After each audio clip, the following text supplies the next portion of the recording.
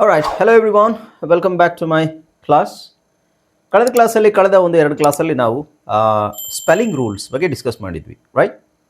Spelling ರೂಲ್ಸಲ್ಲಿ ನಾವು rule number 1 ಮತ್ತು rule number 2 spelling ರೂಲ್ಸನ್ನು ನೋಡಿದ್ವಿ. ರೂಲ್ ನಂಬರ್ ಒನ್ನಲ್ಲಿ ಏನು ಬರುತ್ತೆ ನಿಮಗೆ JIVU, JI ಯಾವುದೇ ಇಂಗ್ಲೀಷ್ ಪದಗಳು JIU V ಈ ಅಕ್ಷರಗಳಲ್ಲಿ ಕೊನೆಗೊಳ್ಳಲ್ಲ, ಅಂದರೆ ಎಕ್ಸೆಪ್ಷನ್ಸ್ ಇದೆ, ಅದು ಬೇರೆ.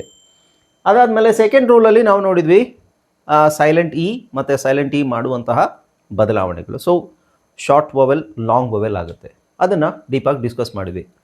ಇವತ್ತಿನ ಕ್ಲಾಸಲ್ಲಿ let's see rule number 3. Rule number 3. So ಇಂಗ್ಲೀಷಲ್ಲಿ ಸ್ಪೆಲ್ಲಿಂಗ್ ರೂಲ್ಸು ಬಹಳ ಮುಖ್ಯ. ಇದು ನಾವು ತಿಳ್ಕೊಂಡಿದ್ರೆ ನಮಗೆ ಕನ್ಫ್ಯೂಷನ್ ಇರಲ್ಲ, ಬಟ್ ಇದು ನಾವು ಓದಬೇಕಾದ್ರೆ ಬರಿಬೇಕಾದ್ರೆ ನೆನಪಿಗೆ ಬರುತ್ತಾ ಅನ್ನೋದು ಸೆಕೆಂಡ್ರಿ. ತಿಳ್ಕೊಂಡಿದ್ರೆ ಕನ್ಫ್ಯೂಷನ್ ಇರಲ್ಲ, ಗೊಂದಲಗಳಿರಲ್ಲ, ನೀವು ತಲೆ ಕೆರ್ಕೊಳ್ಳೋ ಅವಶ್ಯಕತೆ ಇರಲ್ಲ.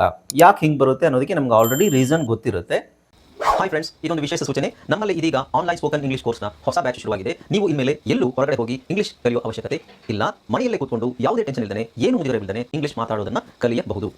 ಸ್ನೇಹಿತರೆ, ಸ್ಪೋಕನ್ ಇಂಗ್ಲಿಷ್ ಮಾತ್ರ ಅಲ್ಲ, ನಿಮಗೆ ಇಂಗ್ಲಿಷ್ನ ಓದಲಿಕ್ಕೆ ಬರಲಿಕ್ಕೆ ಬರಲ್ಲ ಅಂತ ಇಟ್ಕೊಳ್ಳಿ. ಈಗ ಇಂಗ್ಲಿಷಲ್ಲಿ ನಿಮಗೆ ಓದಲಿಕ್ಕೆ ಬರಲಿಕ್ಕೆ ಬರಲ್ಲ, ಬರೀ ನಿಮಗೆ ABCD ಮಾತ್ರ ಗೊತ್ತು, ಅಥವಾ ABCD ಗೊತ್ತಿಲ್ಲ ಅಂತ ಇಟ್ಕೊಳ್ಳಿ. ಸೊ ABCD ಗೊತ್ತಿಲ್ಲ ಅಂತ ಪರವಾಗಿಲ್ಲ, ನಾವು ನಿಮಗೆ ಇಂಗ್ಲಿಷ್ನ ಬೇಸಿಕ್ಕಿಂದನೇ ಓದಲಿಕ್ಕೆ ಮತ್ತು ಬರಲಿಕ್ಕೆ ಸಹ ಹೇಳ್ಕೊಡ್ತೀವಿ. ಅದು ಅಲ್ಲದೆ ನೀವು ಒಂದು ವೇಳೆ ಕನ್ನಡ ಬರಲ್ಲ ಅಂತ ಇಟ್ಕೊಳ್ಳಿ, ಕನ್ನಡನೂ ಹೇಳ್ಕೊಟ್ಟು ಕನ್ನಡದಿಂದ ಇಂಗ್ಲಿಷ್ನ ಹೇಗೆ ಓದೋದು, ಕನ್ನಡನೂ ನಾವು ಹೇಳ್ಕೊಟ್ಟು ಅದರ ಮೂಲಕ ಇಂಗ್ಲಿಷ್ನ ಹೇಗೆ ಕಲಿಯೋದು ಅನ್ನೋದನ್ನ ನಾವು ಈ ಕೋರ್ಸಲ್ಲಿ ಇನ್ಕ್ಲೂಡ್ ಮಾಡಿದ್ದೀವಿ. ಸ್ನೇಹಿತರೆ, ಈ ಕೋರ್ಸನ್ನು ಚಿಕ್ಕ ಮಕ್ಕಳನ್ನು ಹೊರತುಪಡಿಸಿ ಬೇರೆ ಯಾರು ಬೇಕಾದರೂ ಈ ಕೋರ್ಸ್ಗೆ ಜಾಯ್ನ್ ಆಗಬಹುದು. ನೀವು ಕೆಲಸಕ್ಕೆ ಹೋಗೋರು ಇರ್ಬೋದು, ಮನೆಯಲ್ಲಿ ಇರ್ಬೋದು, ಅಥವಾ ನೀವು ಯಾವುದೋ ಒಂದು ಬಿಸ್ನೆಸ್ ಮಾಡ್ತಾ ಇರ್ಬೋದು. ಓಕೆ, ಸೊ ಯಾರು ಬೇಕಾದರೂ ಈ ಕೋರ್ಸ್ನ ಜಾಯ್ನ್ ಆಗಬಹುದು. ಹಾಗಾದರೆ ಸ್ನೇಹಿತರೆ, ತಡ ಯಾಕೆ?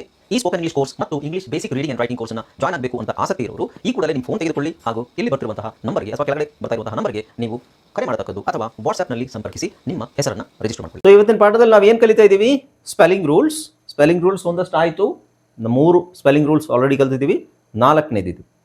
ಓಕೆ, ಸೊ 4ನೇ ಐ ಥಿಂಕ್ ಇದನ್ನು ನಾನು ನಿಮಗೆ ಮೊದಲೇ ಹೇಳಿದ್ದೀನಿ ಅನಿಸುತ್ತೆ. ಫಾರ್ ಎಕ್ಸಾಂಪಲ್ ನೋಡಿ, ಸಿ ಆದ ನಂತರ EIY ಬಂದಲ್ಲಿ ಸಿ ಉಚ್ಚಾರಣೆ ಸ್ ಎಂದು ಆಗುವುದು. ಸಿ ಆದ ನಂತರ ಕರೆಕ್ಟಾಗಿ ನೆನ್ಪಿಟ್ಕೊಳ್ಳಿ, ಸಿ ಅಕ್ಷರ ಆದಮೇಲೆ ಅಂದರೆ ಪಕ್ಕದಲ್ಲೇ ಇ ಅಥವಾ ಐ ಅಥವಾ ವೈ ಬಂದರೆ ಸಿದು ಉಚ್ಚಾರಣೆ ಸ್ ಅಂತ ಆಗುತ್ತೆ. ಆ ಲೆಕ್ಕದಲ್ಲಿ ಇದು ಸೆ, ಸಿ ಅಥವಾ ಸಾಯಿ, ಇದು ಸಿ ಸಾಯಿ. ಇವೆರಡರಲ್ಲಿ ಯಾವುದಾದ್ರೂ ಆಗುತ್ತೆ. ಸಿ, ಒಟ್ಟು ಸಿದು ಉಚ್ಚಾರಣೆ ನಾವು ಕ ಅಂತ ಹೇಳುವಾಗಿಲ್ಲ, ಸಿದು ಉಚ್ಚಾರಣೆ ನಾವು ಸ್ ಅಂತ ಹೇಳಬೇಕು. ಸೊ ಸಿಗೆ ನಾನು 2 ಸೌಂಡ್ ಇದೆ ಅಂತ ಹೇಳಿದ್ದೆ, ರೈಟ್? ಸಿಗೆ 2 ಸೌಂಡ್ ಇದೆ ಅಂತ ಹೇಳಿದ್ದೆ, ಅದರಲ್ಲಿ ಕ್ ಒಂದು, ಸ್ ಒಂದು. ಓಕೆ, ಸೊ ಈ ರೂಲ್ ನಿಮಗೆ ಬಹಳ ಉಪಯೋಗ ಆಗುತ್ತೆ. ತುಂಬ ಕಡೆ ಇದು ನಮಗೆ ಕನ್ಫ್ಯೂಷನ್ ಕ್ಲಿಯರ್ ಮಾಡುತ್ತೆ. ಯಾಕೆಂದರೆ ಸಿ ಅನ್ನೋದಕ್ಕೆ ಕನ್ನಡದಲ್ಲಿ ನಾವು ಸಿ ಅಂತ ಹೇಳಿದಾಗ ಈ ಥರ ಬರಿತೀವಿ ಅಷ್ಟೇ. ಇಂಗ್ಲೀಷಲ್ಲಿ ಸಿ ಅನ್ನೋದಕ್ಕೆ SI ಬರಿಬೋದು, CI ಬರಿಬೋದು, ಅಥವಾ CY ಬರಿಬೋದು. ಸೊ ಎಲ್ಲಿ ಬರಿಬೇಕು ಅನ್ನೋದು ಮುಖ್ಯ. ಓಕೆ, ಎಲ್ಲಿ ನಾವು ಬರಿಬೇಕು ಅನ್ನೋದು ಮುಖ್ಯ. ಕನ್ನಡದಲ್ಲಿ ಒಂದೇ ಸೌಂಡು, ಒಂದೇ ಅಕ್ಷರ. ಇಂಗ್ಲೀಷಲ್ಲಿ ಒಂದು ಸೌಂಡು, ಹಲವಾರು ಅಕ್ಷರಗಳ ಕಾಂಬಿನೇಷನ್. ಇದೇ ನಮಗೆ ತೊಂದರೆ ಕೊಡೋದು. ಇದನ್ನು ಸರಿಯಾದ ರೀತಿಯಲ್ಲಿ ಕಲಿತ್ರೆ ನಮ್ಮದು ರೀಡಿಂಗ್ ರೈಟಿಂಗ್ ತುಂಬ ಈಸಿ ಆಗುತ್ತೆ. ಅಷ್ಟು ಗೊಂದಲ ಇರೋಲ್ಲ, ಅಷ್ಟು ಟೆನ್ಷನ್ ಇರೋದಿಲ್ಲ. ಓಕೆ, ಸೊ ಇಲ್ಲಿ ಫಸ್ಟ್ ಎಕ್ಸಾಂಪಲ್ ತಗೋಣ. ಸಿ ಆದ ನಂತರ EIY ಬಂದಲ್ಲಿ ಸಿ ಉಚ್ಚಾರಣೆ ಸಾಗೋದು. ಓಕೆ, ಸೊ ಫಸ್ಟ್ ಬಂದು CI ತಗೊಳ್ಳೋಣ. CITY city, CITE cite, cigar civics, civil, cider, cinema, citrus, circle, repeat ಆಗಿದೆ, ಸರ್ಕಿಟ್, ಸಿ ಅಂತ ಹೇಳ್ತಾ ಇದ್ದೀನಿ. ಇಲ್ಲಿ CE ಬಂದಿದೆ, ಸೆಲ್, ಸೆಂಟ್, ಸೀಲಿಂಗ್. ಇಲ್ಲಿ ನೋಡಿ IEI ಇದೆಯಾ? Ceiling, centre, century, ceramic, serials, certain, CER, certain, sensors, certificate, cease. Okay, so ಕೆಲವು ಕಡೆ ಸೌಂಡ್ಗಳು ಚೇಂಜ್ ಆಗುತ್ತೆ. ಇಲ್ಲಿ CER ಬಂದಾಗ ಸರ್ಟನ್ ಅಂತ ಹೇಳ್ತೀವಿ, ಸರ್ಟನ್ ಅಂತ ಹೇಳಲ್ಲ, ಸರ್ಟನ್. ಅದು ಇ ಆರ್, ಆ್ಯಕ್ಚುಲಿ ಇ ಆರ್ದು ಕೆಲಸ ಅದು. ಇ ಮತ್ತು ಆರ್ ಕಾಂಬಿನೇಷನ್ ಬಂದಾಗ ಇದು ಎರ್. ಇದರಲ್ಲಿ 2-3 ಥರದ ಸೌಂಡ್ ಇದೆ. ಎರ್ ಅಂತ ಬರುತ್ತೆ, ಅಥವಾ ಅರ್ ಅಂತ ಹೇಳಬೇಕು, ಅಥವಾ ನಾವು ಅದನ್ನು ಅರ್ ಅಂತ ಹೇಳ್ತೀವಿ. ಸೊ ಇಂಗ್ಲೀಷಲ್ಲಿ ಯಾವಾಗಲೂ ಕಾಂಬಿನೇಷನ್ನೇ ನಮಗೆ ತಲೆ ಕೆಡಿಸೋದು. ಇ ಆರ್ ಬಂದಾಗ ಈ ಉಚ್ಚಾರಣೆ ಏನು, a phonic sounds, a a a. R sound ಏನು, ಎರ್ ಎರ್ ಎರ್. ಹೌದು, ಆದರೆ ಎಲ್ಲ ಕಡೆ ಅದು ಎರ್ ಆಗೋದಿಲ್ಲ. ಸೊ ಇ ಆರ್ ಬಂದಾಗ ಅರ್ ಕಾಮನ್ ಆಗಿ ಅರ್ ಅಂತ ಬರುತ್ತೆ, ಅಥವಾ ಅರ್ ಎಳಿಬೇಕು. ಇಲ್ಲಿ ಉದಾಹರಣೆಗೆ ಇಲ್ಲೆಲ್ಲೋ ಇದೆಯಲ್ಲ, ಹಾಂ, CER TAIN, certain, certain. CER ಹೇಳ್ತಾ ಇದ್ದೀವಿ, ಸರ್ಟನ್. ಹಾಗೆ ಸರ್ಟಿಫಿಕೇಟ್, ಸರ್ಟಿಫಿಕೇಟ್. ಆ್ಯಕ್ಚುಲಿ ನಾವು ಕಾಮನ್ ಆಗಿ ಸರ್ಟಿಫಿಕೇಟ್ ಅಂತ ಹೇಳ್ತೀವಿ, ಸರ್ಟಿಫಿಕೇಟ್. ಆ್ಯಕ್ಚುಲಿ ಬಹಳ ಪದಗಳು ಹೀಗೆ ಹೇಳ್ತೀವಿ ನಾವು ಈ ಕನ್ನಡದಲ್ಲಿ, ಸರ್ಟಿಫಿಕೇಟ್. ಆ್ಯಕ್ಚುಲಿ ಅದು ಸರ್ಟಿಫಿಕೇಟ್ ಅಲ್ಲ, ಸರ್ಟಿಫಿಕೇಟ್ ಅಂದರೆ ಸನ ಎಳಿಬೇಕು, certificate, certain, certificate. Okay. So ಆ ಥರ ಕೆಲವುದು ಸೌಂಡ್ಸ್ ಎಲ್ಲ ಇದ್ದಾವೆ, ಅದು ಫೋನೋಗ್ರಾಮ್ಸಲ್ಲಿ ಬರುತ್ತೆ ನಿಮಗೆ.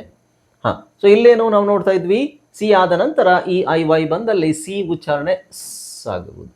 Right, okay, right. ಈಗ ನೆಕ್ಸ್ಟು ವೈ. ವೈ, ಸಿ ಆದಮೇಲೆ ವೈ ಬಂದರೆ ಸೈ ಅಂತ ಆಗ್ಬೋದು, ಅಥವಾ ಸಿ ಅಂತ ಆಗ್ಬೋದು. ಸೊ ಇಲ್ಲಿ ನೋಡಿ, cylinder, cylinder, cyanide, cyber, cycle, I C ಕೊನೆಯಲ್ಲಿ ಬಂದಿದೆ ನೋಡಿ, I C, spicy, I C, spicy, spicy, Lucy, fancy, ಎಲ್ಲ ನಿಮಗೆ ಸಿ ವೈ ಬಂದಿದೆ ನೋಡಿ. I C, spicy, Lucy, fancy, agency, policy, legacy. Okay, ಇದು ಫಸ್ಟ್ ರೂಲ್ ನಾನು ಹೇಳ್ಕೊಟ್ಟಿದ್ನಲ್ಲ, ನೆನಪಿದೆ ಯಾರಿಗಾದರೂ? ಫಸ್ಟ್ ರೂಲ್ ಏನಿದೆ, ಐ ಅಕ್ಷರದಲ್ಲಿ ಕೊನೆ ಆಗಲ್ಲ ಅಂತ ಹೇಳಿದೆ. ಹಾಗಾಗಿ ಇಲ್ಲಿ ಐ ಸಿ ಅಂತಿದೆಯಲ್ವಾ, ಐ ಎಸ್ ಐ ಸಿ ಈ ಥರ ಬರಲ್ಲ, ಇಂಗ್ಲೀಷಲ್ಲಿ ಈ ಥರ ಎಂಡ್ ಆಗಲ್ಲ. ಹಾಗಾದರೆ ಇಲ್ಲಿ ವೈ ಹಾಕ್ಬೋದಲ್ವಾ ಅಂತ ಹೇಳ್ಬೋದು, ಬಟ್ ಇದ್ರ ಪ್ರೊನೌನ್ಸಿಯೇಷನ್ ಚೇಂಜ್ ಆಗುತ್ತೆ. ನಮಗೆ ಐ ಸಿ ಅಂತ ಬರಿಬೇಕು ಅಂತ ಹೇಳಿದ್ರೆ ನಾವು ಐ ಸಿ ಈ ಥರ ಸಿ ಅಂತ ಬರಿಬೋದು. ಬಟ್ ಇಂಗ್ಲೀಷಲ್ಲಿ ಏನು ಫಸ್ಟ್ ರೂಲ್ ಏನು ಹೇಳುತ್ತೆ, ಯಾವುದೇ ಪದ ಐಯಲ್ಲಿ ಎಂಡ್ ಆಗಲ್ಲ, ಐ ಬದಲು ನಾವು ವೈ ಹಾಕ್ತೀವಿ ಅಂತ ಹೇಳಿದ್ವಲ್ವಾ, ಹಾಗಾಗಿ ನಾವು ವೈ ಹಾಕ್ತೀವಿ. ಸೊ ಇದು icy, spicy, Lucy, fancy, C. Okay, so C Y ಬಂದಾಗ ನಿಮಗೆ ಸೈ ಅಂತ ಹೇಳ್ಬೋದು, ಅಥವಾ ಸಿ ಅಂತ ಹೇಳ್ಬೋದು. ಎಲ್ಲಿ ಸೈ ಆಗುತ್ತೆ, ಎಲ್ಲಿ ಸಿ ಆಗುತ್ತೆ, ಅದು ನೆಕ್ಸ್ಟ್ ನಿಮಗೆ ಫೋನೋಗ್ರಾಮ್ಸಲ್ಲಿ ಬರುತ್ತೆ. ಓಕೆ, ಅರ್ಥ ಆಯ್ತಲ್ಲ? ಸೊ ಫಸ್ಟ್ ರೂಲ್ ಏನು ಕಲ್ತ್ವಿ ನಾವು, I mean third rule, right? Third rule ಏನು ಕಲ್ತ್ವಿ ನಾವು, ಐಗಿಂತ ಮುಂಚೆ ಅಲ್ಲ, ಈಗಿಂತ ಮುಂಚೆ ಐ ಬರಬೇಕು. ಇದು ಸಿ ಆದ ನಂತರ ಈ ಐ ವೈ ಬಂದಾಗ ಸಿ ಉಚ್ಚಾರಣೆ ಸ್ ಅಂತ ಆಗುತ್ತೆ. ಇವೆರಡು ರೂಲು ಬಹಳ ಮುಖ್ಯ, ಎಸ್ಪೆಷಲಿ ಇದು. ಓಕೆ, ಇಲ್ಲಾಂದರೆ ನಿಮಗೆ ಕನ್ಫ್ಯೂಷನ್ ಆಗುತ್ತೆ, ಎಸ್ ಹಾಕಬೇಕಾ, ಸಿ ಹಾಕಬೇಕಾ, ಸಿ ಇದ್ದರೆ ಕ ಅಂತ ಹೇಳಬೇಕಾ, ಅಥವಾ ಸ ಹೇಳಬೇಕಾ ಅನ್ನೋದು ಕನ್ಫ್ಯೂಷನ್ ಇರುತ್ತೆ. ಓಕೆ, ಸೊ ಕಾಂಬಿನೇಷನ್ಸ್, ಸಿ ಆದಮೇಲೆ ಈ ಐ ವೈ ಬಂದರೆ ಸ್ ಅಂತ ಹೇಳಿದ್ರೆ ಆಯಿತು. ಬಟ್ ಎಕ್ಸೆಪ್ಷನ್ಸ್ ಎಲ್ಲದರಲ್ಲೂ ಇರುತ್ತೆ. ಎಕ್ಸೆಪ್ಷನ್ ನೋಡಿ, ಎ ಆರ್ ಸಿ ಇದೆ, ಎ ಆರ್ ಸಿ ಆದಮೇಲೆ ಐ ಇದೆ, ಬಟ್ ಅದನ್ನು ನಾವು ಐ ಎನ್ ಜಿ ಅಂತ ಹೇಳಿದಾಗ ಆರ್ ಕಿಂಗ್ ಅಂತ ಹೇಳ್ತೀವಿ, ಆರ್ ಸಿಂಗ್ ಅಂತ ಹೇಳಲ್ಲ. ಸೊ ಇದು ಕೆ ಸೌಂಡ್ ಬರುತ್ತೆ, ಇಲ್ಲಿ ಸೌಂಡ್ ಕೆ ಬರುತ್ತೆ, ಆರ್ ಕಿಂಗ್, ಆರ್ ಸಿಂಗ್ ಅಲ್ಲ. ಇದು ಅಷ್ಟೇ, ಸಾಕರ್, ಸಾಸರ್. ಸೊ ಇಲ್ಲಿ ಸಿ ಇದೆ, ಒಂದು ಸಿ ಸೈಲೆಂಟ್ ಆಗುತ್ತೆ, ಬಟ್ ಸಿ ಆದಮೇಲೆ ಈ ಬಂದರೂ ಸಾಸರ್ ಅಂತ ಹೇಳಲ್ಲ, ಸಾಕರ್, ಸಾಕರ್. ಇದು ಎರಡು ಥರನೂ ಹೇಳ್ಬೋದು, ಸೆಲ್ಟಿಕ್ಸ್ ಎರಡು ಥರನೂ ಹೇಳ್ತಾರೆ. ಅದು ಗೊತ್ತಿಲ್ಲ ನನಗೆ ಯಾಕೆ ಹಂಗೆ ಹೇಳ್ತಾರೆ ಅಂತ, ಬಟ್ ಎರಡು ಥರನೂ ಇದೆ. ಸಿನ ಕೆ ಅಂತಲೂ ಹೇಳ್ತಾರೆ, ಇಲ್ಲಿ ಸೆಲ್ಟಿಕ್ಸ್ ಆ್ಯಂಡ್ ಕೆಲ್ಟಿಕ್ಸ್ ಅಂತ ಹೇಳ್ತಾರೆ. ಇಲ್ಲಿ ನೋಡಿ, ಸಿ ಎ ಇದೆ, ಸಿ ಎ ಕ್ಯಾ ಆಗಬೇಕಲ್ವಾ? ಇಲ್ಲ, ಸಿ ಎ ಕ್ಯಾ ಆಗಲ್ಲ. ಸೊ ಸಿ ಇ ಸೇರುತ್ತದು, ಸೀಸರ್.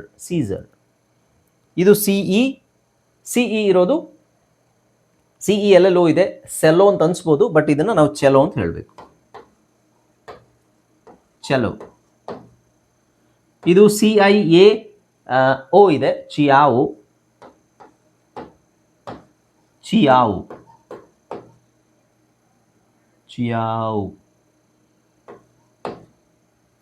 ಕನೆಕ್ಟಿಕಟ್, ಇಲ್ಲಿ ಸಿ ಸೈಲೆಂಟ್ ಆಗಿರುತ್ತೆ. ಓಕೆ, ಇಂಡೈಟ್, ಇಲ್ಲೂ ಸಿ ಸೈಲೆಂಟ್ ಆಗಿದೆ, ಇಂಡೈಟ್. ಇಲ್ಲಿ ಫಸಾಡ್, ಫಸಾಡ್. ಸೊ ಇಲ್ಲಿ ನೋಡಿ, FACADA, ಇದೊಂದು ವಿಚಿತ್ರ ಪದ, ಇದು ಯಾಕೆ ಹಿಂಗಿದೆ ಅಂತ ನನಗೂ ಗೊತ್ತಿಲ್ಲ.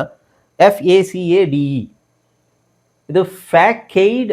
ಆ್ಯಕ್ಚುಲಿ ಅದು ಅದರ ಉಚ್ಚಾರಣೆ ನೋಡಿದಾಗ ಅದು ಫ್ಯಾಕೈಡ್ ಅಥವಾ ಫೇಕೈಡ್ ಅಂತ ಅನ್ಸ್ಬೋದು, ಬಟ್ ಆ್ಯಕ್ಚುಲಿ ಅದು ಉಚ್ಚಾರಣೆ ಫಸಾಡ್, ಫಸಾಡ್. ವಿಚಿತ್ರ ಅಂತ ಅನ್ಸುತ್ತೆ, ಫಸಾಡ್, ಫಸಾಡ್. ಸೊ ಇಂಗ್ಲೀಷ್ ವಿಚಿತ್ರ ಪದಗಳಲ್ಲಿ ಇದು ಒಂದು. ಓಕೆ, ಸೊ ಅರ್ಥ ಆಯ್ತಲ್ಲ. ಇವೆಲ್ಲ ಎಕ್ಸೆಪ್ಷನ್ಸ್. ಫಸ್ಟ್ ನೀವು ಸ್ಪೆಲ್ಲಿಂಗ್ ರೂಲ್ ಅಂತ ನೋಡಿದಾಗ ಎಕ್ಸೆಪ್ಷನ್ ಇದೆಯಾ ಅನ್ನೋದನ್ನು ನೋಡಬೇಕು. ಯಾಕೆಂದರೆ ಸರ್ ನೀವು ಇದು ಹಿಂಗೆ ಹೇಳಿದ್ರೆ ಇದು ಹಿಂಗೆ ಬರ್ತಿದೆಯಲ್ಲ ಅಂತ ಪ್ರಶ್ನೆ ಬರಬಾರ್ದು. So these are exceptions. Okay, right. ಒಂದು ಬ್ರೇಕ್ ತೊಗೊಳ್ಳೋಣ, ಬ್ರೇಕ್ ಆದಮೇಲೆ ಕಂಟಿನ್ಯೂ ಮಾಡೋಣ. ನೋಡಿ, ಸ್ಪೆಲ್ಲಿಂಗ್ ರೂಲ್ಸು ನಾವು ಓದಬೇಕಾದ್ರೆ ಬರಿಬೇಕಾದ್ರೆ ನಮ್ಮ ತಲೆಯಲ್ಲಿ ಇರೋದಿಲ್ಲ. ದಯವಿಟ್ಟು ಇದನ್ನು ಅರ್ಥ ಮಾಡ್ಕೊಳ್ಳಿ. ಓದಬೇಕಾದ್ರೆ ಬರಿಬೇಕಾದ್ರೆ ನಮಗೆ ತಲೆಯಲ್ಲಿ ಇರೋದಿಲ್ಲ ಇದೆಲ್ಲ.